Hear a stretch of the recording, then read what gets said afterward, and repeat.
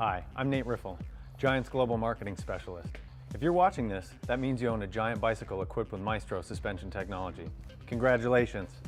I'm here to help you get the most out of your Maestro bike with the basics of setup for all of Giant's Maestro-equipped suspension bicycles, from the Anthem X29er to the World Championship winning Glory. Before we get started, you're going to want to grab a few things: a shock pump, a tape measure, pen and paper, and a scale, unless of course you have a pretty good idea of how much you weigh with all your gear on. You'd be surprised at how much gloves, a helmet, and a bag actually weigh, and all that affects the way you should set up your bike. When adjusting the rear shock on a standard size can air shock, like the one that comes stock equipped on our Anthem X and Anthem X29er bikes, you'll need that shock pump that we had talked about earlier in this video. Start by unthreading the cap on the air shock, then thread on your shock pump until you see the pressure gauge move. A good base pressure for these bikes is about 90 to 100% of your body weight, depending on your riding style and suspension preference.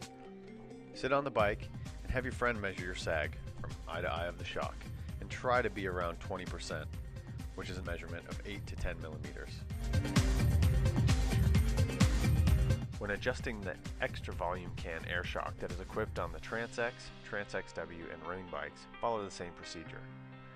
Your base air pressure setting is going to change and be about 110% of your body weight. With a larger air can, it takes more air to get to the desired sag setting. On these longer travel bikes, your sag percentage will also increase from 20 to 25%, or even 30% depending on your personal preference. Checking the sag will also be the same procedure, but the measurements should be as followed.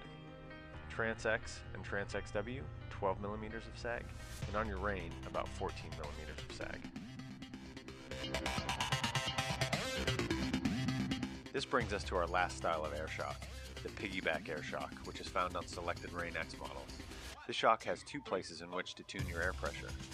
First, there is the main chamber, which is the same location as the last two styles of shocks that we walked you through. With this shock, much like the Trans X and Rain, a good starting point is about 110% of your body weight. In addition to filling the main chamber, there is also a piggyback on this shock, where you are able to tune the progression of the spring rate. Check your shock's specific recommendations for this, as they do vary, and start at the baseline and work your way up in pressure until you have reached your preferred progression rate. With the Rain X being a more aggressive platform, your sag will be around 30%, which is about 15 or 16 millimeters. On all of our long travel performance bikes that are equipped with coil sprung shocks, setting the sag cannot simply be adjusted with a shock pump and air pressure. First, you should measure your sag and see where it lies within our recommendation of 30%. From there, you can slightly tune the spring rate by turning the spring collar to increase or decrease the spring preload. Mark your spring collar and your shock body, and tighten or loosen the spring collar to adjust the spring preload. If this still doesn't get you where you need to be, please contact your local Giant retailer to purchase a spring with a rate that is higher or lower than the spring that comes on your bike to get the recommended sag setting.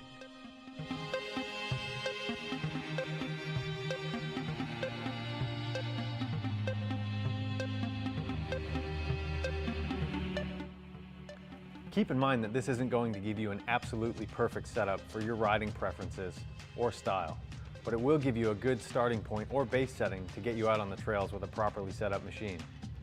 On all Giant Maestro equipped bikes, the suspension platform is the same, but as you probably know, each bike is designed with a different intended use, and with that intended use comes a different base setting that you'll want to achieve for the optimal balance of both pedaling efficiency and bump absorption.